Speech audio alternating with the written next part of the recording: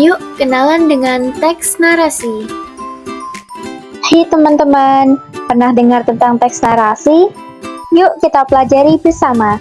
Siapa tahu kamu adalah pencerita hebat berikutnya. Nah, apa sih itu teks narasi? Teks narasi adalah cerita yang disusun secara runtut dari awal sampai akhir.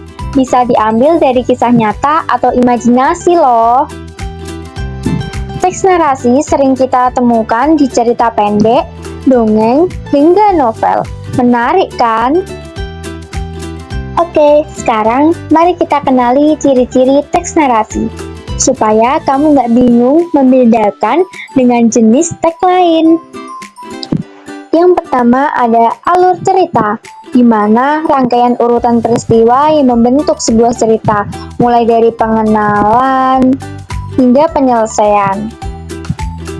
Yang kedua ada tokoh dan watak.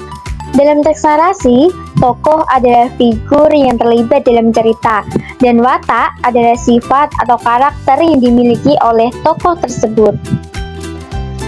Selanjutnya ada latar. Latar dalam teks narasi merupakan segala sesuatu yang berkaitan dengan latar belakang cerita, termasuk tempat, waktu, dan suasana.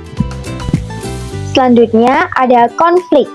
Dalam teks narasi, konflik merupakan pergulatan atau pertentangan yang terjadi antara karakter, kekuatan, atau ide dalam cerita yang mendorong alur cerita dan membuat cerita menjadi lebih menarik. Lalu ada yang namanya runtut. Dalam teks narasi berarti penyusunan peristiwa atau kejadian dalam cerita mengikuti urutan waktu atau kronologis. Yang terakhir pastinya harus ada yang namanya amanat.